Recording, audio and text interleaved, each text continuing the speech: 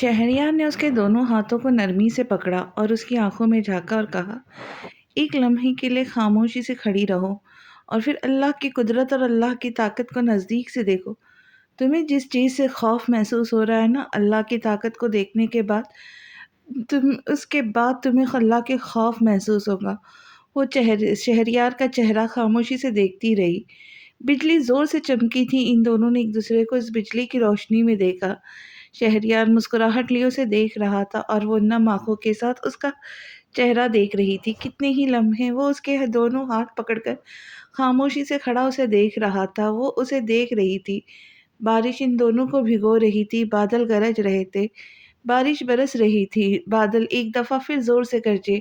اس بار پری نے اپنی آنکھیں زور سے بند کی۔ پری نے اپنے ہاتھوں کی گرفت شہریار کے ہاتھ پر تھوڑی سی مضبوط کی تھی۔ مجھے اب ڈر نہیں لگ رہا شہریار، پری نے تھوڑی دیر میں اپنے آپ کو قابو کرتے ہوئے اسے دیکھتے ہوئے کہا۔ تمہارا ڈر ختم ہوا؟ تھوڑا بہت؟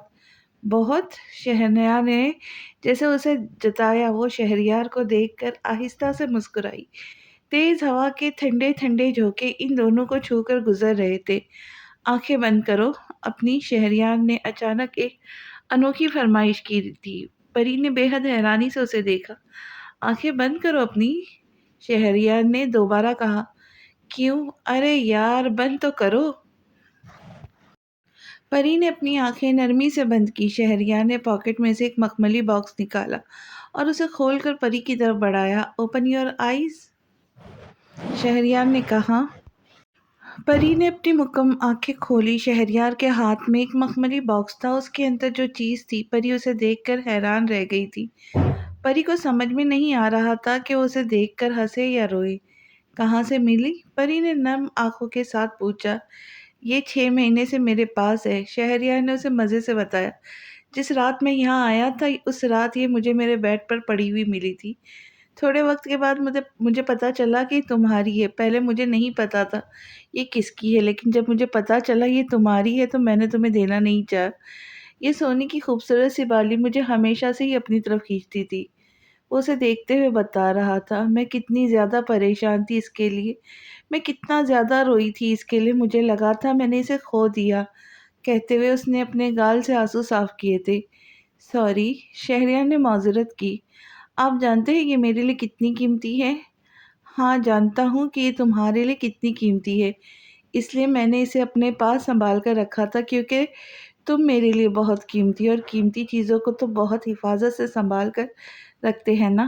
کہتے کے ساتھ ہی وہ برستی ہوئی بارش میں گھٹنے کا بل بیٹھا۔ پری چونک کر 2 قدم پیچھے ہوئی۔ وہ شہریار کی اس حرکت پر تھوڑا سا گھبرا گئی تھی۔ شہریار کیا کر رہے آپ؟ اٹھے پلیز۔ پری نے ارد گرد دیکھا۔ پری کے گال ٹماٹر کی طرح اچانک سرخ ہوئے تھے۔ شہریار نے اپنے ہاتھ کو اس کے آگے پھیلایا۔ ہاتھ دو اپنا۔ وہ اپنا ہاتھ اس کے سمت بڑھاتے ہوئے بولا، جس پر پری نے ایک نظر اس کے چہرے کو دیکھا تھا اور اگلے ہی پل اپنا ہاتھ اس کے بھیگے ہوئے مگر پرحدت ہاتھ کی چوڑی ہتھیلی پر رکھے ہوئے اس کی سیاہ آنکھوں کو دیکھا۔ میں تمہارے لیے کچھ کہوں؟ شہریار نے اسے دیکھتے ہوئے پوچھا۔ کیا؟ پری کے گال سرخ ہو رہے تھے۔ تم کہتی ہو تمہیں پھولوں سے محبت ہے، پر جب پھول کھلتے ہیں انہیں توڑ لیتی ہو۔ تم کہتی ہو تمہیں بارش سے محبت ہے، پر جب بارش ہوتی ہے تم چھپتی پھرتی ہو۔ تم کہتی ہو تمہیں ہوا سے محبت ہے، پر جب ہوا چلتی ہے تم کھڑکیاں بند کر لیتی ہو۔ میں اس وقت ڈر سا جاتا ہوں جب تم کہتی ہو مجھے تم سے محبت ہے۔ پری کا دل بری طرح سے دھڑکنے لگا۔ وہ لمبا چوڑا خوبصورت لڑکا گھٹنوں کے بل بیٹھا، اس کا دل بری طرح دھڑکا رہا تھا۔ میں نے کبھی نہیں کہا میں آپ سے محبت کرتی ہوں۔ وہ صاف مکر گئی تھی۔ پری کے گال، ناک، کان، ہونٹ، گردن سب سرخ ہو رہے تھے۔ شہریار اس کی بات پر گردن نیچے کر کے زور سے ہنسا تھا۔ لیکن میں تو تم سے بہت محبت کرتا ہوں۔ پری اتنی اچانک اتنے کھلے اظہار کا نہیں سوچ رہی تھی۔ شہریار کے مضبوط ہاتھ میں موجود اس کا ہاتھ کانپنے لگا۔ پریشے حارث، کیا تم شہریار احمد سے شادی کرو گی؟ پری کو لگا وہ سانس نہیں لے پائیں گی۔ وہ بالکل بے حس و بے حرکت کھڑی اس کا چہرہ دیکھ رہی تھی۔ اتنے اچانک اظہار محبت پر پری کو سمجھ نہیں آیا وہ اسے کیا ریئیکشن دے۔ اس کا دل زور زور سے دھڑک رہا تھا۔ شہریار نے اس کے ہاتھ کی کپکپاہٹ دیکھی تو اپنا دوسرا ہاتھ بھی اس کے ہاتھ کے اوپر رکھا، جیسے اس کی گھبراہٹ کو کم کرنا چاہ رہا ہو۔ شہریار دنیا کا واحد شخص تھا جو اس کی ہر غلطی کو، ہر بھول کو معاف کر سکتا تھا، اس کو تحفظ دینے کے لیے کسی بھی حد تک جا سکتا تھا، اس سے ہونے والی ہر غلطی کو اپنے کاندھوں پر بڑی آسانی سے لے سکتا تھا۔ شہریار ایسا ہی تھا، پری پر محبت لٹانے والا۔ مجھ سے شادی کروں گی؟ شہریار نے ایک دفعہ پھر سے اپنا وہی سوال دہرایا۔ یہ لمحہ، یہ احساس کا موقع اتنا مشکل ہوتا ہے۔ پری کو آج احساس ہوا تھا، ایک طرف وہ شہریار کی محبت میں بھیگ رہی تھی تو دوسری طرف تیز ہوا اور آندھی کے دوران ہوتی ہوئی تیز بارش ان دونوں کے وجود کو بھگو رہی تھی۔ شہریار اٹھ کھڑا ہوا۔ پری نے اسے گردن اونچی کر کے دیکھا۔ اسے شہریار کو ذرا گردن اونچی کر کے دیکھنا پڑتا تھا، وہ اس سے لمبا تھا۔ پری کا دل زور زور سے دھڑک رہا تھا، اس کی زبان پر الفاظ نکلنے کو مچل رہے تھے۔ وہ یہ کہنا چاہتی تھی کہ ہاں، میں آپ کے ساتھ زندگی گزارنا چاہتی ہوں، لیکن زبان سے یہ الفاظ ادا ہونا کتنا مشکل ہوتا اس نے ایک لمحے کے لیے سوچا تھا۔ میں بہت اچھی طرح سے جانتا ہوں تمہارا جواب کیا ہے، لیکن میں پھر بھی تمہارے منہ سے سننا چاہتا ہوں کہ جتنی محبت میں تم سے کرتا ہوں، تم بھی مجھ سے کرتی ہو؟ پری نے اپنی گردن نیچے جھکائی۔ یہاں دیکھو میری طرف، وہ نرمی سے کہتا ہوا اس کے دل کی گہرائیوں میں اتر رہا تھا، وہی مخصوص نرم سا انداز۔ پری نے شہریار کا چہرہ دیکھا، اس کے چہرے پر محبت کی بارش برس رہی تھی، جس میں آج وہ دونوں ہی مکمل طور پر بھیگ چکے تھے۔ وہ پری کو دیکھتے ہوئے بڑی محبت سے کہہ رہا تھا، آئی لو یو، کیا میں تمہیں یہ بالی پہنا دوں؟ وہ اس کی اجازت مانگ رہا تھا، مگر وہ بالکل خاموش رہی۔ شہریار کے ہونٹوں پر مسکراہٹ آئی۔ کیا ہوا؟ صرف ایک بالی پہنا رہا ہوں، وہ بھی بہت احتیاط سے۔ نکاح نامہ دستخط نہیں کروا رہا جو تمہاری ہوائیاں اڑ رہی ہے، اور یہ بھی اس لیے تمہیں یاد رہے کہ تم صرف اور صرف میری ہو، شہریار احمد کی، آج سے، ابھی سے، اسی وقت سے، اسی لمحے سے اور ہمیشہ کے لیے۔ شہریار نے بڑی احتیاط سے اس کے کانوں میں وہ خوبصورت سی بالی پہنا دی۔ پری نے اپنی سبز آنکھوں سے اس کی سیاہ آنکھوں کو دیکھا، وہ دونوں آنکھیں بہت قریب سے ملی تھی۔ وہ اسے دیکھ کر مسکرا رہا تھا، مگر وہ مسکرا نہ پائی۔ شہریار اسے مسکرا کر دیکھتا ہوا اب اپنے قدم آہستہ آہستہ پیچھے کر رہا تھا، جیسے وہ اسے ہی دیکھتے ہوئے اندر جانا چاہ رہا ہو۔ وہ جا رہا تھا، پری سے رہا نہیں گیا تو اس نے فوراً شہریار کو پکارا، شہریار رک جائے۔ بولتے کے ساتھ ہی وہ اس کی طرف بڑھی تھی۔ شہریار نے اپنے قدم روک لیے۔ میں آپ سے کچھ کہنا چاہتی ہوں، اس نے اپنی سبز آنکھیں زور سے بند کرتے ہوئے بولی۔ وہ بولنے کے لیے الفاظ کو تلاش کر رہی تھی۔ ہاں کہو، میں سن رہا ہوں۔ میں اس کے الفاظ ٹوٹ کر اس کے منہ سے ادا ہو رہے تھے۔ میں کیا پری؟ وہ بے چینی سے اس کے جواب کا منتظر تھا۔ میں بھی آپ سے بہت محبت کرتی ہوں اور اپنی زندگی آپ کے ساتھ گزارنا چاہتی ہوں۔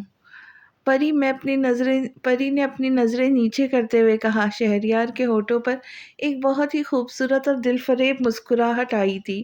وہ ایسی مسکراہٹ تھی جیسے شہریار نے آدھی سے زیادہ دنیا فتح کر لی ہو۔ کہتے کے ساتھ ہی وہ تیزی سے اندر کی طرف بھاگی۔ اس نے دوسری نظر شہریار کو دیکھا نہیں تھا۔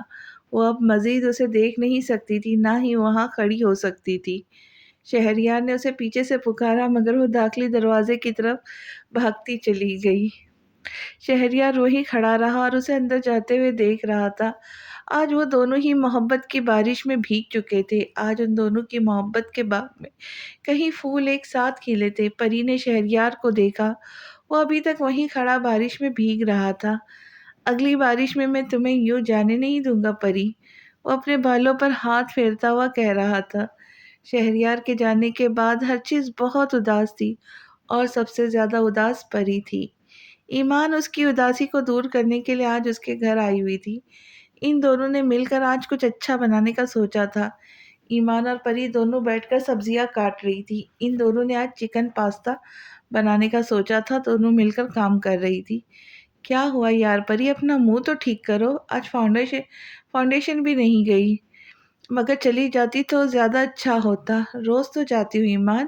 پری نے کہا تو آج بھی جانا تھا نا، تمہاری وجہ سے میں بھی نہیں گئی آج، اور اب تم اتنی خاموش بیٹھی ہو، مجھ سے کوئی بات بھی نہیں کری، کب سے صرف میں ہی بولے جا رہی ہوں، کچھ تم بھی بول دو۔ ایمان گاجر کاٹتے ہوئے بولی، ایسی بات نہیں ایمان، میں بات تو کر رہی ہوں تم سے، لیکن تم بہت اداس ہو۔ ایسی کوئی بات نہیں، بس میری طبیعت ٹھیک نہیں ہے۔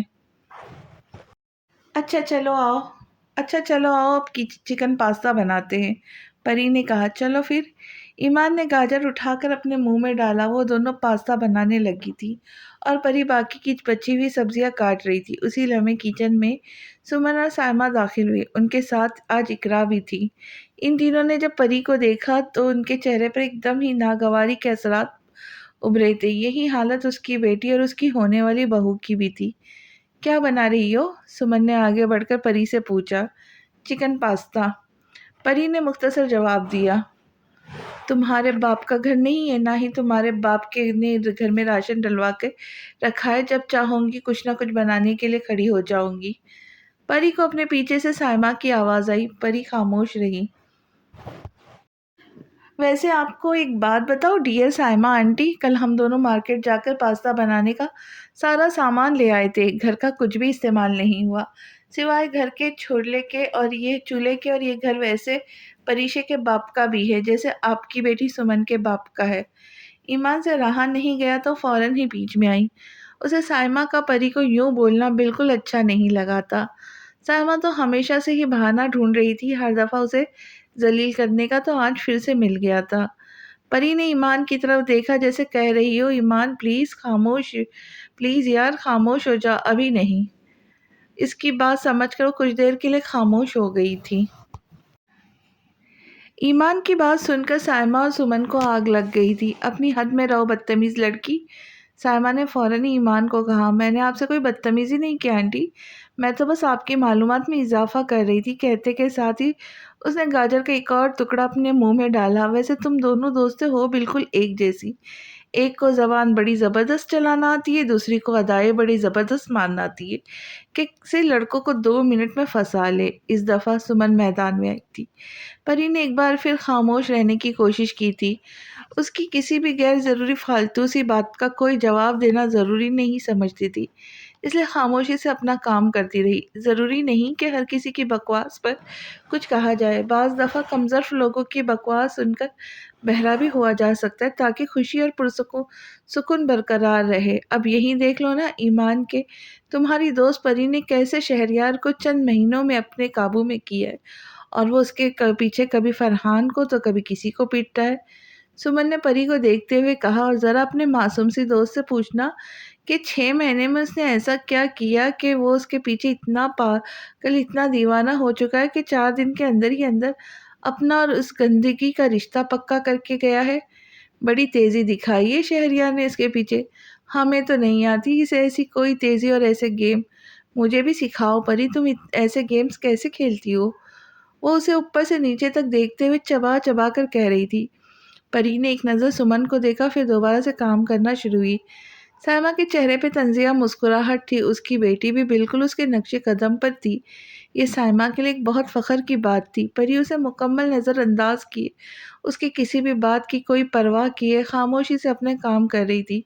سمن کو یہ ذرا برداشت نہ ہوا، وہ چاہتی تھی کہ وہ اس کی بات کا کوئی رد عمل ظاہر کرے۔ ماما بالکل صحیح کہتی ہے، تمہارے خون میں ہے ہی یہ ساری ادائی کہ کیسے تمہیں لڑکوں کو اپنے قابو کرنا ہے۔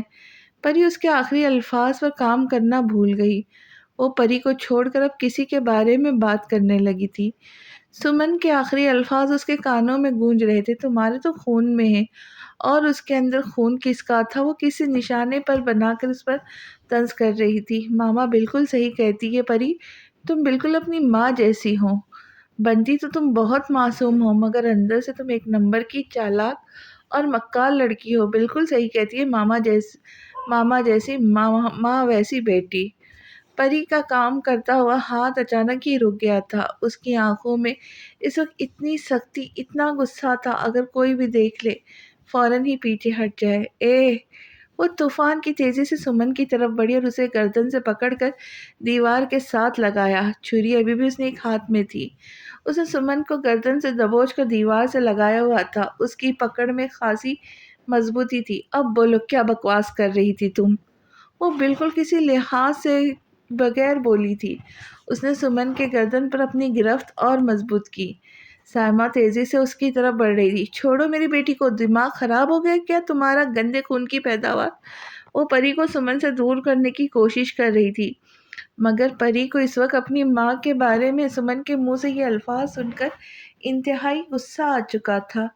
وہ اپنے اوپر ہر چیز برداشت کر سکتی تھی، لیکن اپنی ماں کے اوپر ایک لفظ بھی نہیں۔ سائمہ نے پری کے ہاتھوں سے سمن کی گردن نکالنے کی کوشش کی، لیکن اس کی گرفت بہت مضبوط تھی۔ اگلے ہی لمحے اقرا بھی آگے بڑھی اور اس نے ان دونوں کو الگ کرنا چاہا۔ پری نے سمن کو ایک نظر دیکھا، پھر پری نے سمن کو جھٹکے سے چھوڑا اور دور ہوئی۔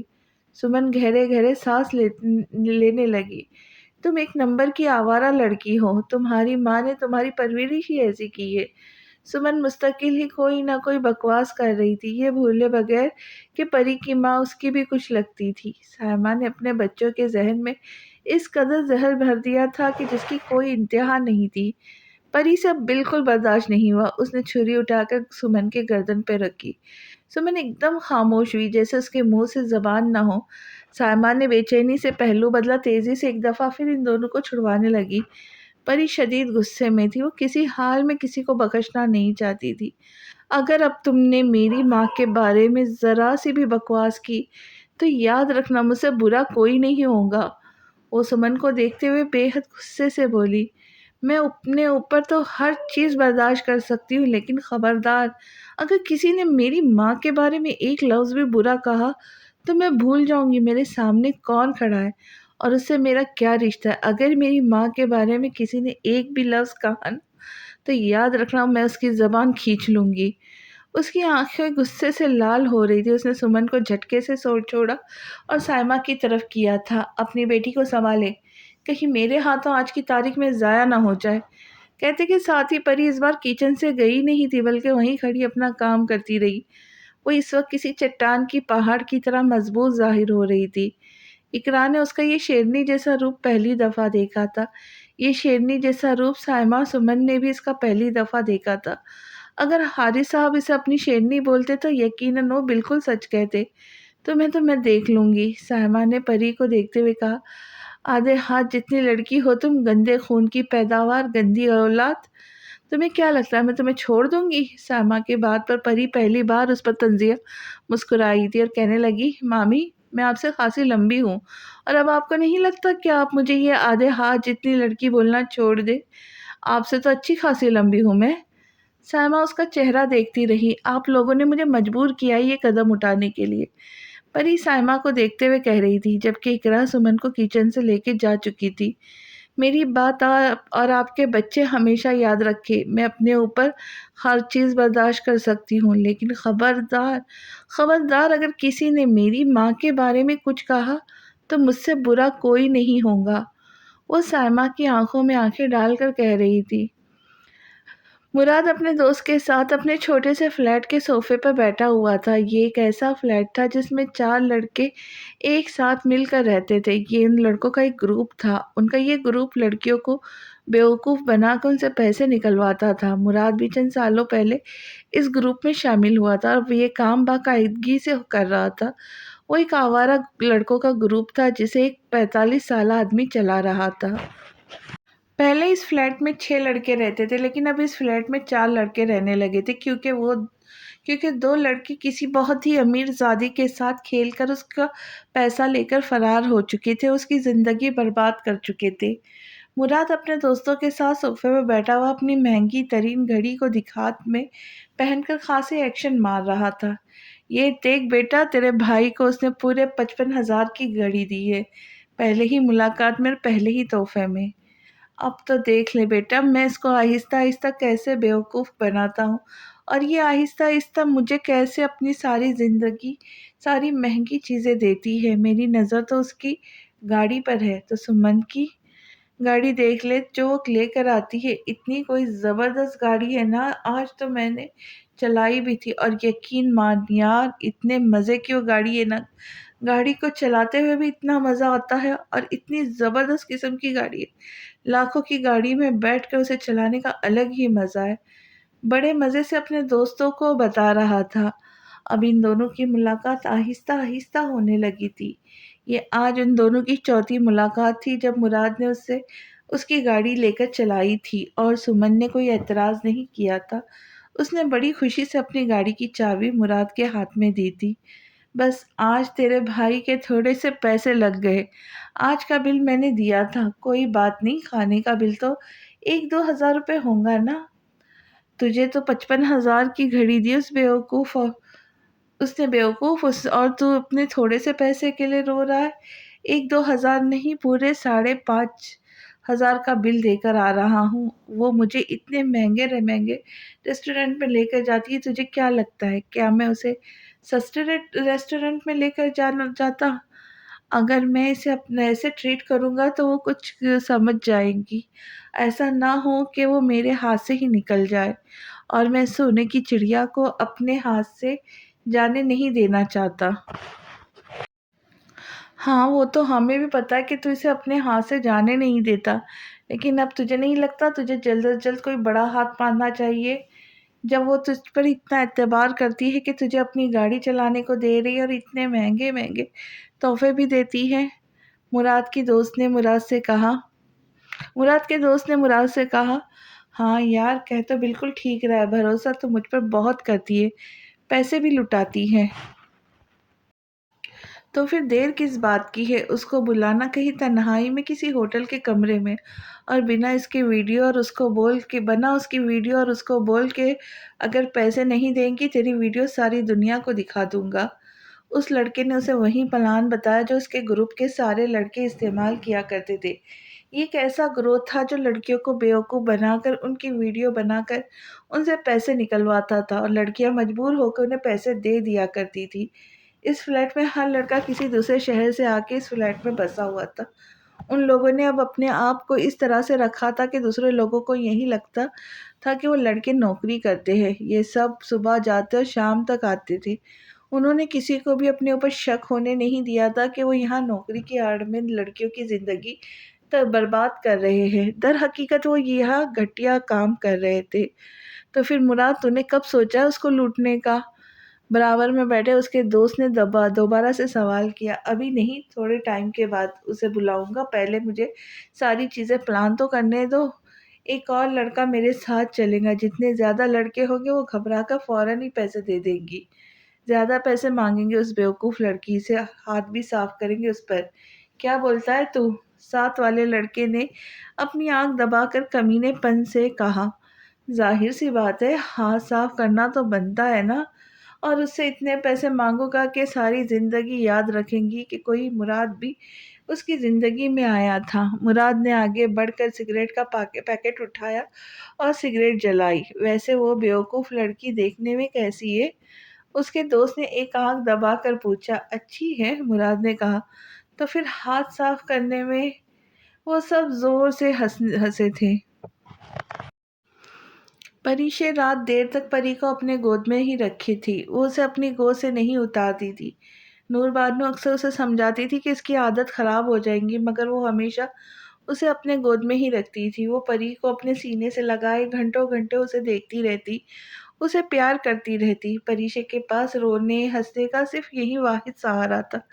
پریشے جب تک پری کو اپنی گود میں نہ لے اسے سکون نہیں آتا تھا، صرف اور صرف یہی راستہ تھا اپنے آپ کو سکون پہنچانے کا، یہی وجہ تھی وہ اسے ہمیشہ اپنے حصار میں رکھتی تھی۔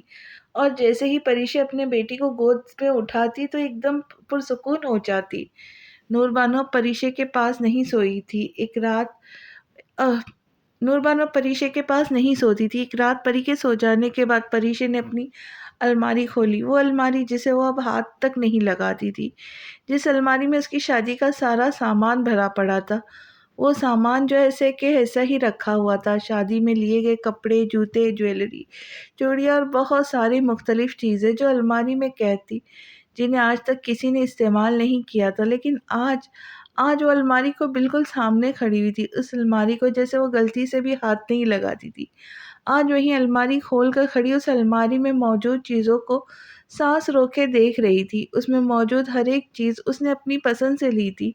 اس نے الماری کی دراز کھولی۔ یہ دراز اس کی من پسند الماری کے حصوں میں سے ایک تھی، کیونکہ اس کے اندر اس کے محبوب خاور کی بے شمار تصویریں تھیں جو مختلف موقع پر لی گئی تھی۔ اس نے خاور کی ایک تصویر کو اٹھایا، پھر خاور کی تصویر کو بہت غور سے دیکھنے لگی۔ بعض اوقات بہت سی جانی پہچانی تصویریں دل پر لگے زخموں کو نوچ بھی دیتی ہے۔ اس نے خاور کی تصویر پر نرمی سے ہاتھ اور آنسو ٹپ ٹپ اس کے گالوں پر بہہ رہے تھے۔ اچانک اس نے اپنی اور خاور کی منگنی کی تصویریں نکال کر دیکھنا شروع کی۔ اس کے دل میں ایک درد کی ایک ٹیس سے شدت سے اٹھی تھی، کچھ بہت دور سے اندر ٹوٹا تھا۔ پریشے نے ایک ایک کر کے خاور کی تصویر کو دیکھنا شروع کر دیا۔ جیسے جیسے وہ تصویروں کو دیکھے جا رہی تھی، ویسے ہی وہ بچوں کی طرح پھوٹ پھوٹ کر رو رہی تھی۔ اس نے اپنے کمرے کی تمام کھڑکیاں دروازے کو اچھی طرح سے بند کیا ہوا تھا۔ رات کے اس پہر گھر میں لوگ سو رہے تھے۔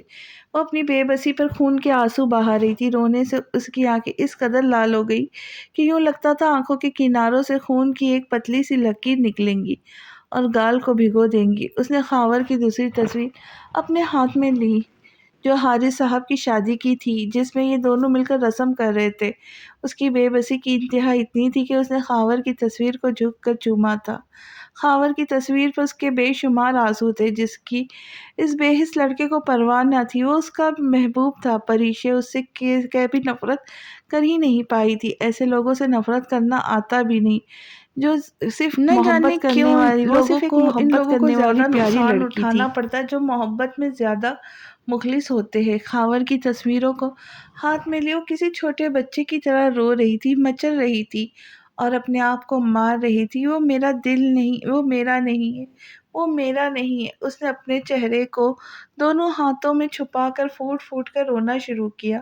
اسے احساس ہوا کہ اس کے رونے کی آوازیں بلند ہو رہی تھی۔ پھر اچانک ہی اس کا سانس رکنا شروع ہوا۔ اس نے اٹھنے کی کوشش کی۔ اس کی سانس بہت آہستہ اور رک رک کر چل رہی تھی۔ اس نے اپنے سینے کو مسلنا شروع کر دیا۔ اس کے الٹے ہاتھ کی طرف اب درد ہونا شروع ہو چکا تھا۔ خاور کی ایک ایک تصویر کو اس نے فرش پر بچھایا، پھر ہمت جمع کر کے اٹھی اور بیڈ کے سائڈ ٹیبل والی دراز سے واپس ماچس نکالی۔ اندھیرے کمرے میں اس نے خاور کی تصویر ایک ایک کر کے جلی ہوئی ماچسوں کو پھینکنا شروع کیا۔ وہ تصویریں آہستہ آہستہ جلنا شروع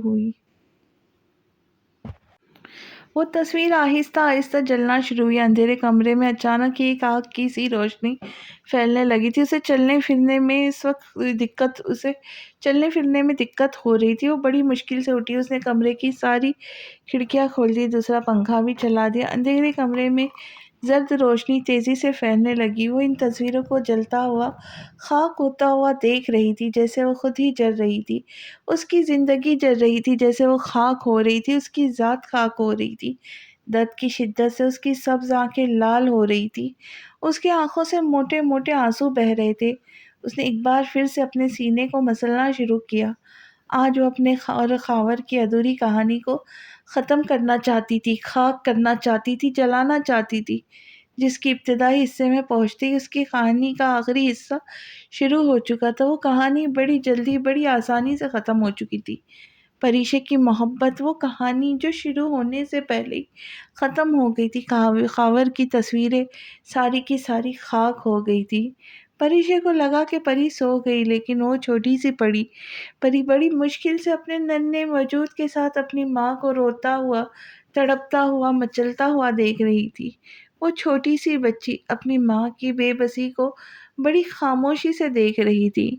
دنیا میں بہت ساری محبت کی کہانیاں ادھوری رہ جاتی، ایک کہانی پریشے اور خاور کی بھی صحیح۔ پریشے بڑی مشکل سے وہاں سے اٹھی اور اپنی بیٹی کے طرف آنے لگی، جہاں اسے اکثر سکون ملا کرتا تھا، جہاں وہ سکون کی تلاش کیا کرتی تھی۔ وہ چھوٹی سی بچی مکمل اپنی ماں کی کاپی تھی اور اپنی بڑی بڑی آنکھوں سے اپنی ماں کو روتا ہوا دیکھ رہی تھی۔ پریشے کے الٹے ہاتھ میں اس قدر درد ہو رہا تھا کہ وہ پری کو اٹھا بھی نہیں پا رہی تھی۔ وہ وہ پری کو اٹھانے کے لیے آگے بڑھی لیکن آگے بڑھنے میں اسے خاصی دقت ہو رہی تھی۔ وہ اپنی بچی کو چھونا چاہتی تھی، اٹھانا چاہ رہی تھی، پیار کرنا چاہتی تھی، مگر ساری کوششیں بیکار تھی۔ وہ ننھی سی بچی پیار ہاتھ پیر مار رہی تھی، مچل رہی تھی جیسے اپنی ماں کو کہہ رہی ہو کہ مجھے اپنی گود میں لے لے۔ پریشے نے اپنے وجود کے اس خوبصورت سے حصے کو اٹھا کر پیار کرنا چاہا، لیکن وہ ایک دفعہ پھر سے ناکام ہوئی تھی۔ وہ سانس لینے کی کوشش کر رہی تھی، لیکن اسے سانس بہت مشکل سے رک رک کر آ رہا تھا۔ اسے اچانک ہی ہوا میں آکسیجن کم لگنے لگی۔ اس نے پانی پینے کے لیے جگ کو ہاتھ لگانا چاہا، اس میں اتنی ہمت بھی نہیں رہی تھی کہ وہ جگ کو ہاتھ لگا کر اس میں سے پانی نکال کر پی لے۔ اس نے جیسے ہی جگ کو ہاتھ لگایا، اس کا ہاتھ لگنے سے وہ جگ زمین پر گرا اور پانی زمین پر پھیل گیا۔ کانچ کے ٹکڑے چھوٹے چھوٹے حصوں میں فرش پر بکھر چکے تھے۔ پریشے نے اپنے سینے کو زور زور سے مسلنا شروع کیا۔ اسے سانس نہیں آ رہی تھی، اس کے سینے میں درد ہو رہا تھا۔ پریشے وہیں فرش پر بیڈ کے کنارے بیٹھ گئی۔ اس نے ہاتھ بڑھا کر پری کو چھونا چاہا۔ اس کی آنکھوں سے موٹے موٹے آنسو بہہ رہے تھے، جیسے وہ کہہ رہی ہو کہ اپنی ماں کو بچا لو، تمہاری ماں بہت تکلیف میں ہے۔ پری، میرے لیے کچھ کرو، اپنی ماں کو بچاؤ۔ پری، میں تمہارے لیے زندہ رہنا چاہتی ہوں، تمہیں اپنی گود میں کھلانا چاہتی ہوں، تمہیں بڑا ہوتا ہوا دیکھنا چاہتی ہوں، تمہیں پڑھا کر کچھ بنانا چاہتی ہوں، میری مدد کرو میری بچی، تمہاری ماں بہت تکلیف میں ہے۔ پریشے کے دل میں شدید درد ہو رہا تھا، اسے اپنی جان نکلتی ہوئی محسوس ہو رہی تھی۔ وہ اسے اپنے پاؤں فرش پر مارتی ہوئی اپنا سینہ مسل رہی تھی۔ اس کے جسم سے جان نکل رہی تھی، اس کی آنکھوں سے آنسو بہہ رہے تھے، اس کی سبز آنکھیں درد سے لال ہو رہی تھی، موٹے موٹے آنسو ٹپک ٹپک کر فرش پر گر رہے تھے۔ پری امی، حارث بھائی، احمد بھائی، امی، پری، میری بیٹی امی۔ اس کے الفاظ منہ سے ٹوٹ ٹوٹ کے ادا ہو رہے تھے۔ درد کی تکلیف اتنی تھی کہ کسی طور پر سکون نہیں مل رہا تھا۔ وہ باری باری ہر ایک کو ٹوٹے ہوئے جملے میں پکار رہی تھی۔ اس کے جسم سے روح نکل رہی تھی، وہ مر رہی تھی۔ پریشے نے اپنے پاؤں فرش پر مارنا بند کر دیا، اپنے سینے کو مسلنا بند کر دیا، اور اس کی آنکھیں ایک جگہ ٹھہر گئی تھی۔ اس کا سانس رک چکا تھا، اس کی گردن ایک طرف لڑک گئی تھی، اس کا سر بیڈ کے کنارے سے لگ چکا تھا۔ وہ کوئی حرکت نہیں کر رہی تھی، کوئی بھی حرکت۔ اس کی آنکھیں ایک جگہ ٹھہر گئی تھی۔ اس کے دونوں ہاتھ پیچھے گرے ہوئے تھے، اس کے پاؤں سیدھے تھے، اس کے جسم سے روح پرواز کر چکی تھی۔ وہ مر چکی تھی، پریشے آج مر گئی تھی۔ ایک لڑکی تھی پریشے سی، پریشے یعنی ایک پری چہرہ لڑکی، خوبصورت سی۔ وہ لڑکی چلے تو سمندر کی لہریں رک سی جائے، وہ لڑکی جب اپنی جھیل جیسی آنکھوں سے دیکھے تو سانسیں رک سی جائے، وہ لڑکی جو جس محفل میں جائے اس محفل میں چار چاند لگ جائے، چہرے پہ رونق ایسی کہ دنیا دیکھے، خوبصورتی اور معصومیت ایسی کہ ہر کوئی دیکھتا ہی رہ جائے۔ ایک لڑکی تھی دیوانی سی، مستانی سی، ہنسی ایسی تھی اس کی جیسے رمجھم کرتی ہوئی بارش کی بوندیں۔ ایک لڑکی تھی پری جیسی، محبت کرنے والی، محبت بانٹنے والی۔ ایک لڑکی تھی دیوانی سی، ایک لڑکی تھی مستانی سی۔ پھر اچانک ایک دن یوں ہوا، ایک دن اس کی عزت ہوئی خاک، بھیڑیوں نے اسے نوچ کھایا، زمانے نے اسے دھتکار دیا، خاوند نے اسے چھوڑ دیا، بن بیاہے وہ ماں بنی، تانے سنے، چوٹیں کھائی، لفظوں کے زہریلے تیر کھائے، لوگوں کا اسے دیکھ کر ہنسنا، اسے دیکھ کر اپنے کانوں پر ہاتھ رکھنا۔ کیا کچھ دیکھا، کیا کچھ سہا اس کم عمر چھوٹی سی نرم سی لڑکی نے۔ زمانے کی تپتی ہوئی دھوپ میں وہ نرم سی نازک لڑکی جھلس سی گئی تھی، وہ جھلس گئی تھی، خاک ہو گئی تھی، بیمار ہو گئی تھی، وہ مر گئی تھی، وہ مر گئی تھی۔ پریشے آج مر گئی تھی۔ پریشے کی چھوٹی سی کہانی آج ختم ہو گئی تھی۔ جس سکون کی تلاش کرنے کے لیے وہ ننگے پاؤں کوئلوں پہ چلی، وہ سکون اسے کہاں نصیب ہوا؟ وہ سکون نصیب ہوا اسے مرنے کے بعد۔ دور دور تک پھیلے سبزے پر اس نے اپنے سرخ و سفید قدم رکھے، بے حد قیمتی سفید رنگ کا پریوں کے جیسا لباس، لمبی زلفیں اور سر کے اوپر چمکتا ہوا ہیرو کا سا ایک بے حد قیمتی تاج، جسے وہ چھو کر بار بار دیکھ رہی تھی، ہنس رہی تھی، مسکرا رہی تھی۔ اس نے اپنے لمبے بھورے بالوں کو چھوا، وہ بالکل روئی کی طرح نرم تھے۔ لمبے بڑے بڑے برف سے ڈھکے ہوئے پہاڑ جن پر بادل ہمیشہ جھکے رہتے تھے، اس کے چاروں اطراف موجود ہریالی ہی ہریالی جس پر تتلیاں اڑتی پھرتی تھی۔ پریشے نے اپنے کان میں لٹکے ہوئے سفید بڑے بڑے موتیوں کے سے آویزے کو چھوا تھا، دور کہیں سفید شفاف پانی کی نہر بہہ رہی تھی، جس کے بہتے ہوئے سفید پانی کی آواز اسے اندر تک سکون پہنچا رہی تھی۔ پرندے چہچہا رہے تھے، کوئی گیت گا رہے تھے۔ وہ بھاگتے ہوئے اس ندی کے پاس گئی، اس نے اپنے ہاتھ کے کٹورے میں پانی بھر ہوا میں اچالا، پریشے کے موتی جیسے دانتوں کی لڑی واضح ہوئی۔ مسکراہٹ ایسی کہ دنیا دیکھی، ایسی مسکراہٹ جیسے ٹھنڈا ٹھہرا ہوا پانی۔ ندی میں اٹھ کر وہ بھاگتے ہوئے انگور کے بیلوں کے پاس آئی، ہری بھری گھاس کے اوپر لیٹی، گھاس جیسے روئی کا کوئی ہلکا پھلکا گالا۔ میٹھے انگور توڑ کر اس نے اپنے منہ میں ڈالے۔ اس کے ارد گرد لگے ہوئے زیتون کے درخت، مختلف پھولوں پر رقص کرتی ہوئی تتلیاں کھیل رہی تھی، پریشے کے ارد گرد گھوم رہی تھی، اس پری جیسی لڑکی کے ساتھ کھیل رہی تھی۔ ایک تتلی آ کے اس کے ہاتھ پر بیٹھی، بالکل اس کی طرح سفید، خوبصورت۔ اس نے پھونک مار کر اس پر تتلی کو اڑایا اور آنکھیں بند کر کے اس ہری بھری نرم سی گھاس پر لیٹ گئی۔ نیلا نیلا آسمان اس کی آنکھوں کے بالکل سامنے تھا۔ وہ کھلی ہوا میں سانس لے رہی تھی، سکون کی سانس، اس قدر سکون جس کی کوئی انتہا نہ تھی۔ اب وہ سو چکی تھی، سارے دکھ، ساری تکلیف سے سارے درد آج ایک ساتھ ایک جھٹکے میں ختم ہو گئے تھے۔ وہ مر گئی تھی۔ محبت میں ہاری ہوئی لڑکی آج مر گئی تھی۔ اس کے ہاتھ فرش پہ تھے، اس کی آنکھیں کھلی ہوئی تھی، اس کی ویران سبز آنکھوں کا رخ اس کی بیٹی اس کے وجود کے ٹکڑے کی طرف تھا، اس کے لیے وہ جینا چاہتی تھی جس سے اسے عشق ہوا تھا۔ پریشے سمجھتی تھی اسے خاور سے عشق ہے، مگر وہ در حقیقت اسے اپنی اولاد پری سے عشق تھا، انتہائی عشق۔ وہ چھوٹی سی بچی اپنے ہاتھ پیر مار کر اپنی ماں کی طرف جانا چاہتی تھی۔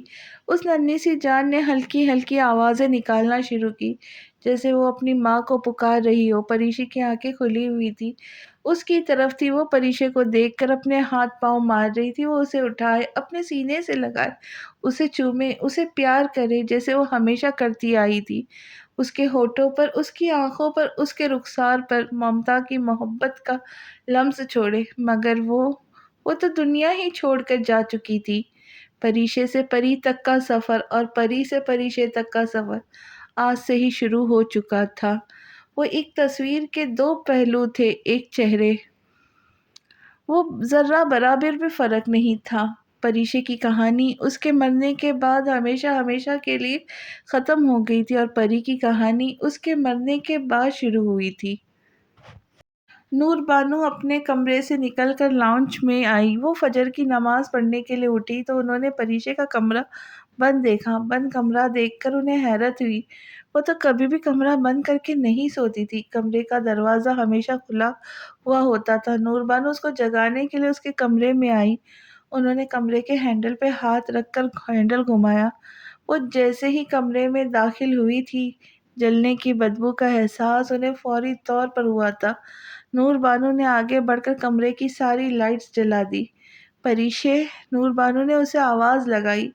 نور بانو نے الماری کی طرف دیکھا، وہاں خاک کا ایک ڈھیر لگا ہوا تھا۔ اس نے خاور کی تصویریں ایسے جلائی تھی کہ اس کی کوئی بھی تصویر صحیح سلامت نہیں بچی تھی، ہر تصویر خاک ہو چکی تھی۔ نور بانو چلتے ہوئے اس کے پاس آ رہی تھی، وہ جو فرش پر آدھی لیٹی ہوئی آدھی بیٹھی ہوئی تھی۔ یہ کون سا طریقہ ہے پریشے؟ انہوں نے تصویروں کو دیکھ کر تھوڑے سے غصے میں کہا، اور یہ کیا ہوتا جا رہا ہے تمہیں؟ کس طرح تم فرش پر لیٹی ہو؟ وہ اس خاک کے ڈھیر کو ایک کنارے کر رہی تھی اور اس سے تھوڑی تھوڑی سی خفا خفا سی تھی اس کی حرکت پہ۔ وہ کوئی حرکت کیے بغیر اسی طرح لیٹی رہی تو نور بانو مڑ کر اس کے پاس چلی آئی۔ اس کی دونوں آنکھیں کھلی تھی، اس کے ہاتھ زمین کو چھو رہے تھے، پاؤں بالکل سیدھے تھے۔ پریشے کی کمر نور بانو کی طرف تھی۔ نور بانو چلتے ہوئے اس کے بالکل سامنے آ کر کھڑی ہوئی۔ اس کی آنکھیں بالکل خالی تھی، ویران، بنجر زمین جیسی۔ نور بانو گھٹنے کے بل بیٹھی۔ پریشے، پریشے، نور بانو نے اسے پکارنا شروع کیا۔ وہ بغیر کوئی حرکت کیے یوں ہی لیٹی رہی، اس کی کھلی ہوئی آنکھیں اس کی بیٹی کی طرف تھی۔ نور بانو کا دل ڈوبنے لگا۔ پریشے، پریشے، پریشے، نور بانو کے دل سے سسکیاں نکل رہی تھی، دل کو چیر دینے والی۔ پریشے، پریشے، ادھر دیکھو میری جان، میری میری طرف، اپنی ماں کی طرف۔ وہ تھوڑے سے غصے میں آ گئی تھی۔ پریشے، میں نے کہا ادھر دیکھو میری طرف، فجر کا وقت نکل رہا ہے، جاؤ جا کر وضو کرو اور نماز ادا کرو۔ وہ اسے چلا چلا کے کہہ رہی تھی۔ کیا میری آواز نہیں آتی؟ اپنی ماں کو انسنا کر رہی ہو تم؟ میں نے کہا اٹھو اور جا کر فجر پڑھو، وہ تیز آواز میں بولی تھی۔ اتنی تیز آواز میں انہوں نے پریشے سے آج تک بات نہیں کی تھی۔ پریشے، میں نے کہا اٹھو فوراً۔ نور بانو نے اسے کندھے سے پکڑ کر زور سے ہلایا۔ وہ نہیں اٹھی۔ نور بانو کا دل پھٹنے لگا، ماں کی ممتا رونے لگی، ماں کی گود خالی ہوئی۔ ان کی بوڑھی آنکھوں سے موٹے موٹے آنسو نکل رہے تھے، ان کا وجود سوکھے پتے کی طرح کانپ رہا تھا۔ انہوں نے پریشے کو کندھے سے پکڑ کر زور زور سے ہلانا شروع کیا اور وہ بے جان وجود اگلے ہی لمحے زمین پر گرا۔ نور بانو کو لگا وہ سانس نہیں لے پائیں گی۔ نور بانو کو لگا کہ ان کی روح کسی نے ان کے جسم سے کھینچ لی، کسی نے جلتے ہوئے انگاروں پہ انہیں لٹا دیا ہے۔ پریشے، پریشے، اٹھو میری جان، میری بچی، ادھر دیکھو تمہاری ماں ہے۔ پریشے، یہاں دیکھو، ادھر میری طرف۔ وہ دیوانہ بار اسے بلا رہی تھی، چلا رہی تھی، مگر وہ بے حس وہ حرکت فرش پر لیٹی ہوئی تھی۔ پریشے نور بانو اتنے زور سے چیخی تھی کہ اگر کوئی سن لے تو اس کا دل درد سے پھٹ جائے۔ ایک ماں اپنی اولاد کو رو رہی تھی، ایک ماں کی نوجوان اولاد مر گئی تھی، ایک ماں کی ممتا اجڑ گئی تھی، ایک ماں نے جس بچے کو 9 ماہ اپنے پاس اپنے وجود کا حصہ بنا کر سنبھال کر رکھا، وہ آج اس سے جدا ہو گیا، ہمیشہ ہمیشہ کے لیے۔ وہ بغیر پانی کے مچھلی کی طرح تڑپ رہی تھی، رو رہی تھی، مچل رہی تھی۔ پریشے اٹھو، تمہیں مجھے یوں چھوڑ کے نہیں جا سکتی، تمہاری ماں تمہارے بغیر، تمہاری محبت کے بغیر نہیں رہ سکتی۔ انہوں نے بے حد خوفزدہ نظروں سے اپنی بیٹی کو دیکھا، وہ بے وفائی کر کے جا چکی تھی۔ نور بانو کی آنکھوں سے موٹے موٹے آنسو ٹپک رہے تھے۔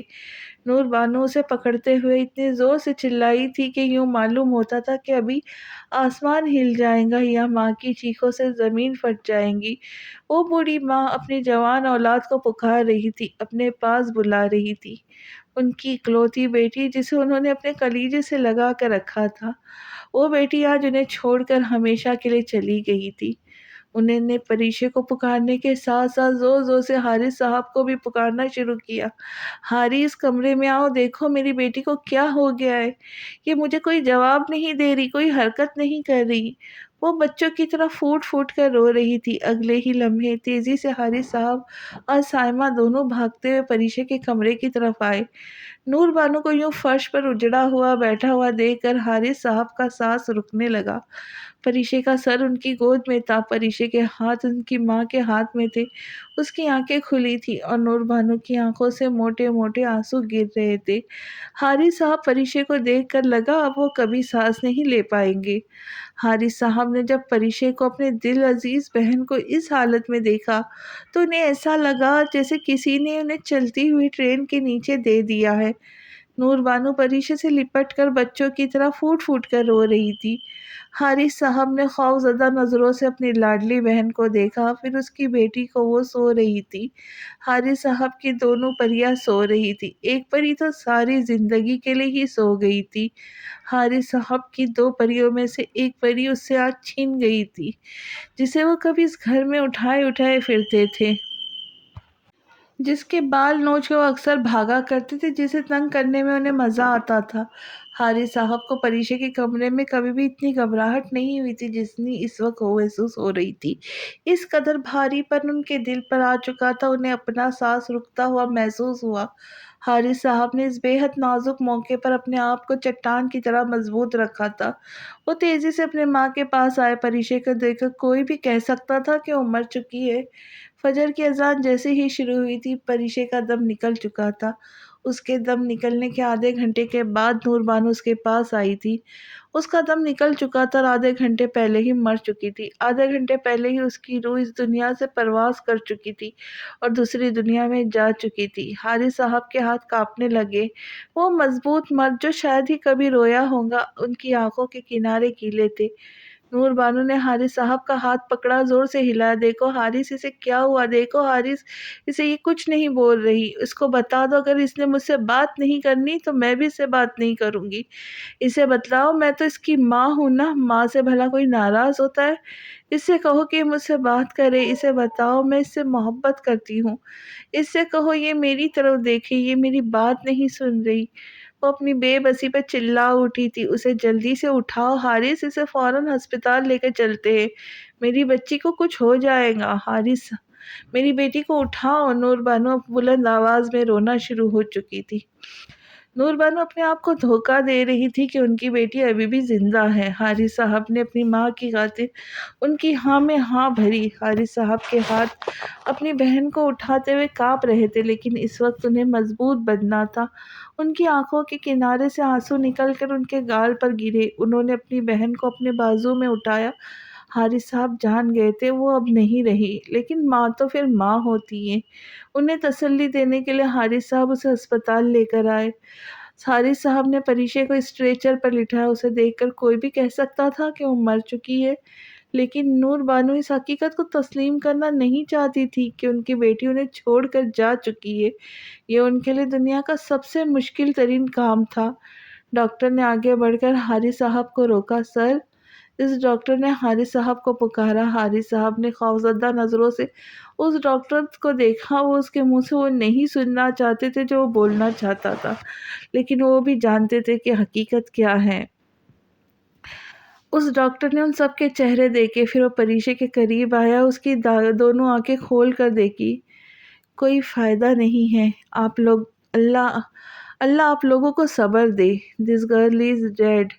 نور بانو نے جب ڈاکٹر کی یہ بات سنی تو نور بانو کو لگا کہ پریشے کے ساتھ ساتھ آج وہ بھی مر گئی ہے، ان کی ممتا بھی مر گئی ہے۔ وہ وہیں سفید ٹھنڈے فرش پر بیٹھی ہوئی تھی جہاں پر موت کا سا سناٹا تھا۔ ان کی بیٹی، ان کی وہ بیٹی جس کی زندگی بچانے کے لیے انہوں نے کیا کچھ نہیں کیا تھا، جسے خوش رکھنے کے لیے انہوں نے کیا کیا بہانے نہیں ڈھونڈے تھے، جسے حفاظت سے رکھنے کے لیے انہوں نے کیا کیا نہیں کیا تھا، وہ آج ان سب کو چھوڑ کر جا چکی تھی۔ حارث، اس سے کہو کہ اٹھ جاؤ، اس سے کہو کہ اپنی ماں کے ساتھ ایسا نہ کرے۔ میری بوڑھی ہڈیوں میں اتنی طاقت نہیں کہ میں اس کو سفید کفن میں لپٹا ہوا دیکھوں۔ اس سے کہو کہ اس کی ماں کی جان نکل رہی ہے۔ اس سے کہو میرے پاس آ جائے، مجھے سکون نہیں آ رہا ہے، مجھے میری بیٹی چاہیے۔ میں نے اسے پال پوس کر اتنا بڑا اس لیے نہیں کیا کہ مجھے چھوڑ کر چلی جائے۔ میں نے اسے اپنے ہاتھوں سے اس لیے نہیں پالا کہ ایک دن مجھ سے بے وفائی کر اور مجھے چھوڑ کر چلی جائے۔ حارث، میں نے اس کی خوشی کے لیے کیا کچھ نہیں کیا۔ حارث، اس سے کہو اپنی ماں کی خوشی کے لیے ایک دفعہ آ جائے اور مجھے اپنے گلے سے لگا لے، مجھے امی کہہ کر بلائے۔ اس سے کہو حارث، اس سے کہو کہ اپنی ماں کی بات سنے اور اپنی ماں کے پاس آ جائے۔ نور بانو پریشے کے ہاتھ پکڑ کر ہلا رہی تھی جیسے اسے اٹھانا چاہ رہی ہو۔ امی پلیز ایسا نہیں کرے۔ حارث صاحب کی آواز پر جیسے وہ ہوش میں آئی۔ وہ بہت تکلیف میں تھی، بہت تکلیف میں۔ حارث صاحب نے کہتے ہوئے اپنے ماں کو گلے سے لگایا۔ میں بھی بہت زیادہ تکلیف میں ہوں حارث، بہت زیادہ تکلیف میں۔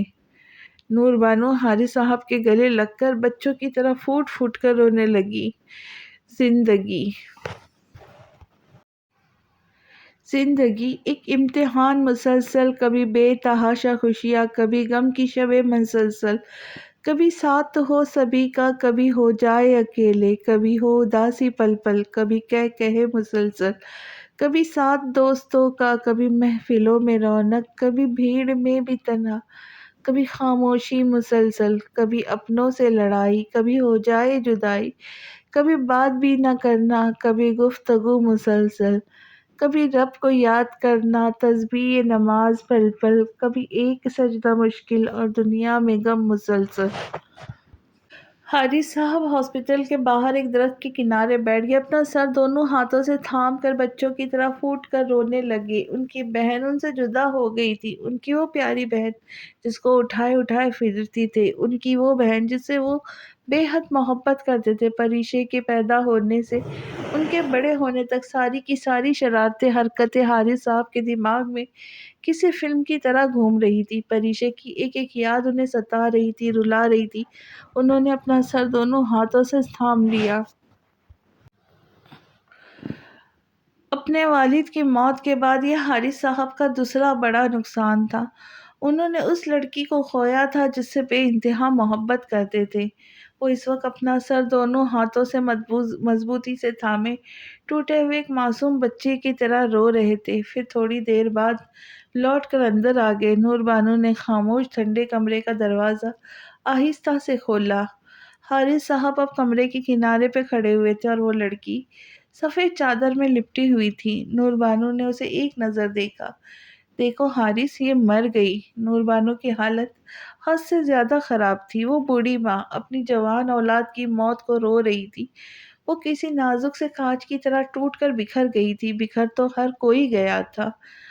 دور بیٹھے احمد صاحب کا دل خون کے آنسو رو رہا تھا۔ وہ اس کا بڑا بھائی تھا جو اپنی بہن کو موت سے بچا نہ سکا تھا۔ احمد صاحب ہمیشہ اس کی ڈھال بنا کرتے تھے۔ جب بھی کبھی حارث صاحب اسے پریشان کرتے تو احمد صاحب فوراً میدان میں آ کر پریشے کا سائیڈ لے کر پریشے کو ہمیشہ جتوا دیا کرتے تھے، پھر چاہے وہ صحیح ہو یا غلط۔ وہ پیاری سی لڑکی اپنے بڑے بھائی کے پیچھے چھپ کر اپنے دوسرے بھائی کو منہ چڑھا کر کہہ رہی ہوتی کہ دیکھا، میں ایک بار پھر سے جیت گئی۔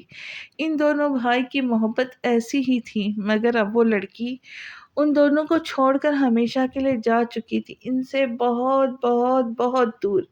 کبھی کبھی ہمیں صرف بیماریاں نہیں مارتی، کچھ تکلیفی انسان کے سرد رویے ہمیں دیمک کی طرح کھا جاتے ہیں۔ کہنے کو تو پریشے کو اس کی دل کی بیماری نے مارا تھا، لیکن یہ ظالم دل کی بیماریاں اسے ہوئی کس وجہ سے تھی؟ اس کی ذات میں برپا ہوتے ہوئے مستقل طوفان، دل، دکھ، تکلیف، تلخ جملے، سرد رویوں نے اس پھول سی لڑکی کو مرجھا کے مار دیا تھا۔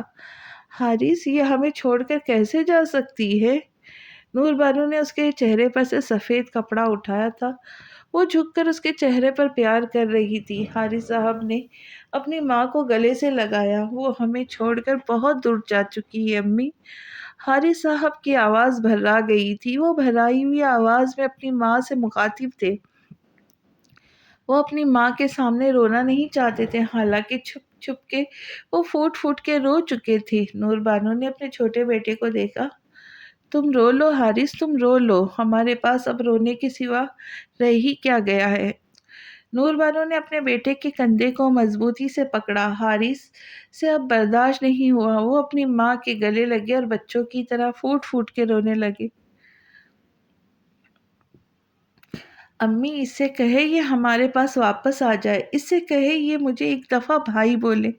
اب مجھے کون بھائی بولے گا؟ کون مجھے بات بات پر تنگ کرے گا؟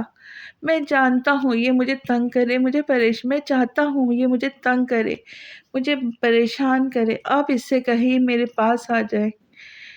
یہ اتنی بے وفا تو کبھی نہیں تھی جتنی بے وفائی اس نے آج دکھائی ہے۔ وہ اونچا، لمبا، مضبوط سا مرد کسی بچے کی طرح پھوٹ پھوٹ کر رو رہا تھا۔ نور بانو اور حارث صاحب دونوں ایک دوسرے سے گلے لگ کر پھوٹ پھوٹ کر اس لڑکی کو رو رہے تھے۔ احمد کو فون کرو، حارث پوچھو اس کی فلائٹ کا کیا ہوا۔ میرا بچہ وہاں نہ جانے کس حال میں ہوگا۔ میں ذرا اپنی گڑیا کو دیکھ لوں، نہ جانے میری گڑیا کس حال میں ہوگی۔ انہیں پری کا خیال آیا تھا جو آسیہ ملازمہ کے پاس تھی۔ سائمہ اور حارث کے دونوں بچے بھی انہی کے پاس تھے۔ سائمہ حارث صاحب کے ساتھ ہاسپٹل میں موجود تھی، لیکن تھوڑی دیر پہلے وہ واپس گھر جا چکی تھی۔ نور بانو نے پری کو اپنی گود میں اٹھایا اور دیوانہ وار اسے چومنے لگی۔ اس بچی سے لگ کر وہ پھوٹ پھوٹ کر رو رہی تھی۔ دیکھو حارث، میری دونوں بدنصیب بچیاں، کتنی تکلیف سہی ہے ان دونوں نے۔ میری ایک بچی تو مر گئی، مگر میری دوسری بچی کو لوگ جیتے جی تانے دے دے کے مار دیں گے۔ وہ پری کے ننھے سے وجود کو اپنے ہاتھوں میں لیے رو رہی تھی۔ حارث صاحب نے نور بانو کی گود سے پری کو لے لیا تھا۔ میں آپ سے وعدہ کرتا ہوں امی، میں اسے اب باپ سے بھی بڑھ کر پیار کروں گا، اس کا خیال رکھوں گا، اس کی حفاظت کروں گا۔ ان کے لہجے میں محبت ہی محبت، مضبوطی ہی مضبوطی تھی۔ یہ وعدہ میں نے اپنی بہن پریشے سے بھی کیا تھا اور میں اسے آخری دم تک نبھاؤں گا۔ میں آپ کو اپنی بہن پریشے کو کبھی بھی مایوس نہیں کروں گا، یہ میرا وعدہ ہے۔ دور بیٹھے احمد صاحب کا اور ان کی بیوی عائشہ کا پریشے کی موت پر رو رو کر برا حال تھا۔ ان کے لیے خبر کسی قیامت سے کم نہیں تھی۔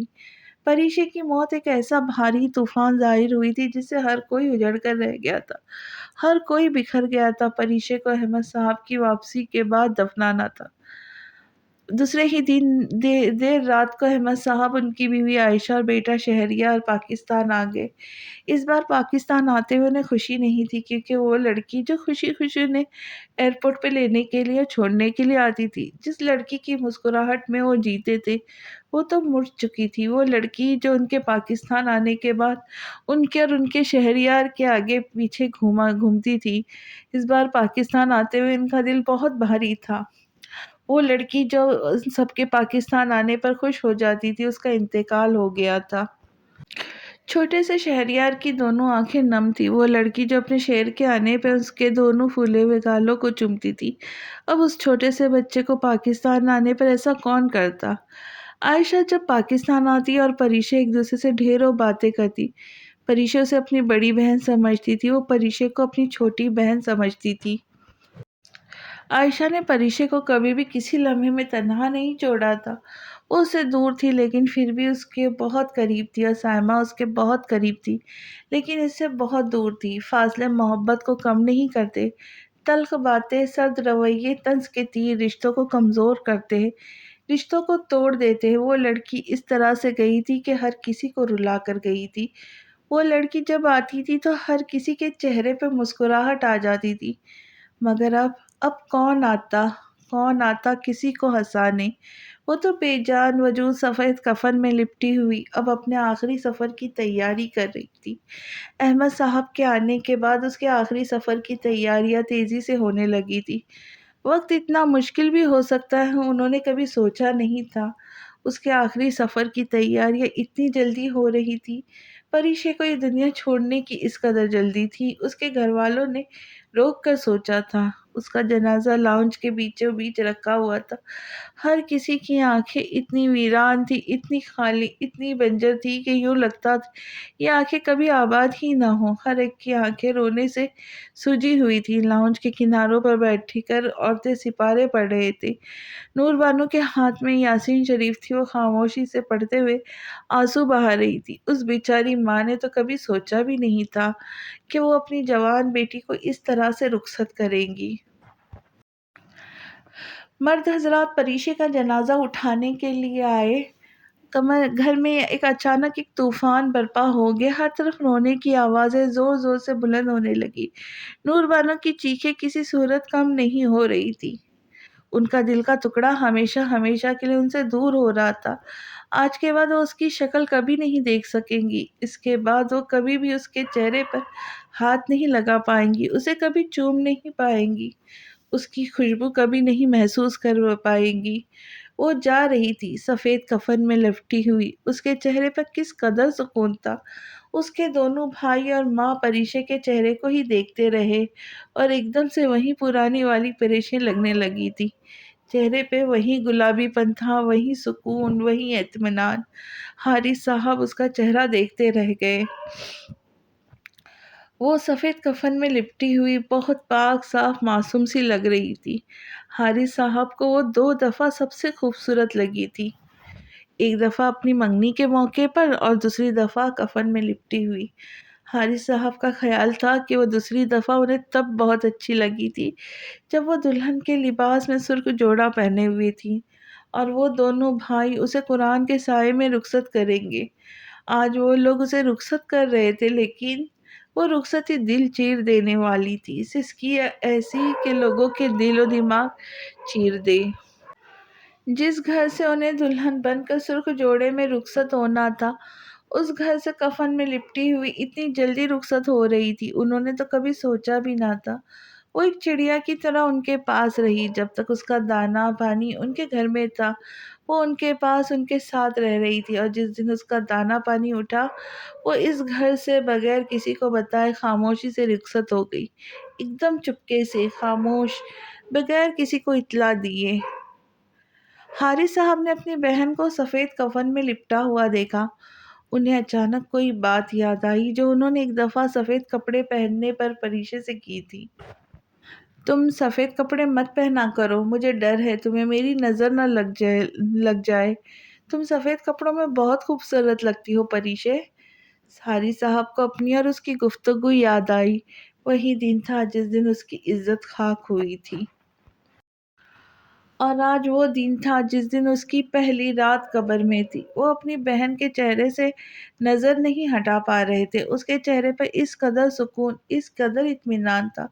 پریشے کو دیکھ کر یوں لگتا تھا جیسے وہ ایک بہت ہی لمبے سفر سے تھک کر آئی ہو۔ اس لمبے سفر میں بے شمار تکلیف، بے شمار اذیت کے کانٹے، دکھ، درد اور نہ جانے کتنی ذلت، رسوائی اس کے حصے میں آئی تھی۔ جیسے اب تھک کر آرام کر رہی ہو، لمبا، پرسکون اور آرام دہ، جہاں پر کوئی تھکن، کوئی تھکاوٹ کا دور دور تک کوئی نام و نشان نہ تھا، صرف سکون تھا اور بے انتہا تھا۔ دونوں بھائیوں نے اپنی پیاری بہن کو قبر میں اتارا تھا، وہ آج مٹی تلے ہمیشہ کے لیے سونے کو تیار تھی، لمبی سکون کی نیند جس کے لیے وہ ترستی تھی، لیکن مرنے کے بعد اسے میسر آ ہی گئی تھی۔ وہ دونوں بھائی اسے قبر میں اتارتے ہوئے خاموشی سے آنسو بہا رہے تھے۔ پریشے کے بغیر زندگی اتنی مشکل ہے، ان دونوں نے سوچا تھا؟ پریشے کے وجود پر مٹی پھیلاتے ہوئے ان دونوں بھائیوں کی آنکھوں کے آگے اس کی ننھی سی، معصوم سی، خوبصورت، بالکل اس کے جیسی دکھنے والی ننھی سی پری کا چہرہ بار بار آ رہا تھا۔ وہ اس کے وجود سے پیدا ہونے والے حصے کو کیسے بھول سکتے تھے؟ وہ اپنی ہر چیز اس دنیا میں ہی چھوڑ کر گئی تھی، اپنی مسکراہٹ، اپنی یاد، اپنا اخلاق، لوگوں کے درمیان اس کے اچھے سے ہنس بول کر بات کرنا، خوشگوار یادیں لوگوں کے درمیان زندہ تھی۔ وہ صرف اپنے ساتھ اپنے اعمال لے کے گئی تھی، یقیناً اس کے اعمال بہت اچھے تھے، اور اللہ نے اس کے اچھے اعمال اور صبر کے نتیجے میں اسے ایک عظیم تحفے سے نوازا تھا۔ آج اسے اس دنیا سے رخصت ہوئے پورا 1 مہینہ ہو چکا تھا۔ اس گھر میں پریشے کے جانے کے بعد بالکل سناٹا تھا، جیسے یہاں کوئی رہتا ہی نہ ہو۔ وہ اس گھر کی رونق تھی جو اب جا چکی تھی۔ آج گھر کے سب لوگ ایک اہم فیصلے کے سلسلے میں لاؤنج میں جمع تھے۔ نور بانو اس 1 مہینے میں مزید بوڑھی اور مزید بیمار لگنے لگی تھی۔ پریشے کے دونوں بھائی، بھابھی اور نور بانو سب لاؤنج میں بیٹھے تھے۔ بات کا سلسلہ احمد صاحب نے شروع کیا تھا۔ عائشہ کی گود میں پری تھی۔ جس دن سے عائشہ پاکستان آئی تھی، وہ مستقل پری کو اپنے پاس ہی رکھتی تھی، اپنے پاس ہی سلاتی تھی، اسے کھانا کھلاتی تھی، دودھ پلاتی تھی۔ ایک لمحے کے لیے بھی عائشہ نے اس کی ذات کو فراموش نہیں کیا تھا، وہ ایک ماں کی طرح اس کا خیال رکھ رہی تھی۔ میں آپ سب سے پری کو لے کر ایک بہت ضروری بات کرنا چاہتا ہوں۔ احمد صاحب نے بات کا سلسلہ شروع کیا۔ میں چاہتا ہوں میں پری کو اپنے ساتھ لندن لے جاؤں۔ انہوں نے وقت ضائع کیے بغیر فوراً ہی بات کی تھی جس کے لیے وہ لوگ یہاں جمع تھے۔ حارث صاحب نے جب اپنے بڑے بھائی کی بات سنی کہ وہ پری کو اپنے ساتھ لندن اتنی دور لے کر جانا چاہتے ہیں تو ایک دم تڑپ اٹھے تھے۔ پری ان سے دور جائے انہیں ذرا بھی برداشت نہ تھا۔ یہ آپ کیا کہہ رہے بھائی؟ ایسا کیسے ہو سکتا ہے؟ کیا آپ میری پری کو اپنے ساتھ لندن لے جائیں؟ بالکل ہو سکتا ہے حارث، احمد صاحب نے کہا۔ عائشہ پری کا بہت اچھی طرح سے خیال رکھیں گی۔ ہاں حارث، میں سب سے وعدہ کرتی ہوں میں پری کا خیال اپنی بیٹی کی طرح رکھوں گی، عائشہ نے فوراً کہا۔ اللہ نے مجھے بیٹا عطا کیا، میں وعدہ کرتی ہوں میں پری کا خیال بالکل اس کی ماں جیسا رکھوں گی۔ امی آپ کو یا حارث کو کبھی بھی مجھ سے کسی قسم کی کوئی شکایت نہیں ہوگی انشاءاللہ۔ عائشہ نے سب کو مطمئن کرنا چاہا۔ نہیں بھابھی، حارث صاحب تڑپنے لگے، یہ میری بیٹی ہے، میں نے پری سے وعدہ کیا تھا میں اسے باپ بن کر پالوں گا، بلکہ باپ سے بھی بڑھ کر۔ تو یہ کیسے ممکن ہے میں اسے آپ لوگوں کو ساتھ جانے دوں؟ میں یہ نہیں کر سکتا بھائی، میں اسے اپنے پاس رکھنا چاہتا ہوں، اسے میں کسی کو نہیں دے سکتا، کسی کو بھی نہیں۔ یہ میرے لیے بہت قیمتی ہے، میں اسے کبھی بھی کسی قیمت پہ کھونا نہیں چاہتا، نہ ہی اپنے سے دور کرنا چاہتا ہوں۔ حارث صاحب کے لہجے میں پری کے لیے بے انتہا محبت تھی، اور اس محبت کی گواہی ان کی گیلی آنکھیں دے رہی تھی۔ نور بانو نے اپنے بیٹوں کو دیکھا، دونوں ہی پری کی اس کی محبت میں بےتاب تھے۔ میں اسے اپنے سے دور کرنا نہیں چاہتا بھائی، آپ میری بات سمجھے، حارث صاحب نے احمد صاحب کے دونوں ہاتھ کو پکڑ کر التجائی انداز میں کہا۔ احمد صاحب نے ایک نظر اپنی ماں کو دیکھا، پھر اپنی بیوی کو، جس کے ہاتھ میں وہ ننھی سی پری تھی۔ پری نے جیسے ہی حارث صاحب کو دیکھا تھا اس نے ہاتھ پیر مارنا شروع کر دیے تھے، جیسے کہنا چاہ رہی کہ مجھے اٹھائے۔ یہ شاید اللہ کی طرف سے تھا، ان دونوں کے دل میں اللہ نے ایک دوسرے کے لیے پہلے دن سے ہی شدید محبت ڈالی تھی۔ حارث صاحب وقت ضائع کیے بغیر اس ننھی سی پری کو اپنے ہاتھوں میں اٹھا لیا تھا، ان کی گود میں آ کر وہ اور زیادہ کھیلنے لگی تھی، خوش ہونے لگی تھی۔ حارث صاحب نے جھک کر اس کے دونوں گال اور آنکھوں کو چوما تھا۔ آپ بتائیں امی، اب آپ کا کیا فیصلہ ہے؟ دونوں بھائیوں نے اپنی ماں سے پوچھا۔ احمد، میں جانتی ہوں کہ تم اور عائشہ دونوں ہی پری سے بہت محبت کرتے ہیں، لیکن بیٹا میں خود یہی چاہتی ہوں کہ میں پری کو اپنی آنکھوں کے سامنے بڑا ہوتا دیکھوں۔ میری ایک بیٹی تو مجھ سے اس قدر دور چلی گئی کہ میں وہ کبھی لوٹ کر نہیں آ سکتی، لیکن میری دوسری بیٹی کو میں دور کرنا نہیں چاہتی۔ میں جانتی ہوں کہ عائشہ پری کو اپنی بیٹی کی طرح چاہتی ہے، اس کا اپنی بیٹی کی طرح خیال رکھتی ہے، لیکن میں نور بانو بولتے بولتے اچانک رک گئی تھی۔ میں خود بھی یہی چاہتی ہوں کہ پریشا ہمارے پاس رہے، میں اسے اپنے ہاتھوں سے پال پوس کر بڑا کرنا چاہتی ہوں۔ تم اسے میری خواہش سمجھ لو۔ لاؤنج میں بیٹھے ہوئے سارے لوگ نور بانو کی بات پر ایک دم خاموش ہو گئے تھے، فیصلہ ہو چکا تھا۔ عائشہ کی آنکھیں نم ہو گئی تھی۔ عائشہ نے نم آنکھوں کے ساتھ اس ننھی سی پری کو دیکھا، اور عائشہ نے بغیر کوئی وقت ضائع کیے لمحے میں فیصلہ کیا تھا۔ ٹھیک ہے امی، میں آپ کی بات کا احترام کرتی ہوں، لیکن آپ اور حارث مجھ سے ایک وعدہ کریں۔ عائشہ نے اپنے دونوں ہاتھ اپنی ساس کے آگے پھیلائے۔ اگر میری بڑی ہڈیوں میں دم ہوا تو میں یقیناً تمہارا وعدہ پورا کروں گی۔ عائشہ تم میری بیٹی ہو۔ نور بانو نے اسے محبت سے دیکھتے ہوئے اس کا ماتھا چوما تھا۔ آپ اور حارث مجھ سے ایک وعدہ کریں کہ پری کے بڑی ہونے کے بعد آپ پری کو شہریار کی دلہن بنا کر ہمارے گھر رخصت کریں گے۔ عائشہ نے لمحے بھر میں فیصلہ کیا، اور نور بانو نے اس کا چہرہ دیکھا۔ عائشہ کی اس انوکھی سی خواہش پر سب ایک دم بالکل خاموش ہو گئے تھے۔ احمد صاحب نے ایک نظر اپنی بیگم کو دیکھا۔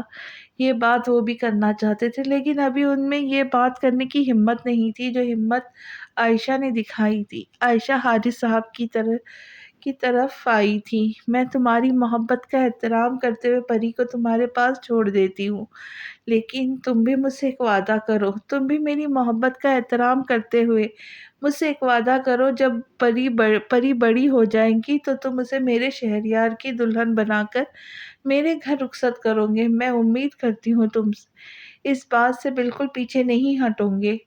عائشہ نے حارث صاحب کو دیکھتے ہوئے کہا۔ حارث صاحب نے ایک لمحے کے لیے بالکل لاجواب ہوئے تھے۔ مجھ سے وعدہ کرو حارث کہ تم اپنا وعدہ نبھاؤ گے، تم اپنے بیٹے کے لیے بھی پری کو نہیں سوچو گے۔ میں پری کو کبھی اپنی بہو کے طور پر تسلیم ہی نہ کروں؟ تیسرے صوفے پر بیٹھی ہوئی سائمہ نے سوچا تھا۔ مستقبل میں ہمیشہ پری اور شہریار ایک دوسرے کے ساتھی بنیں گے، مجھ سے وعدہ کرو حارث۔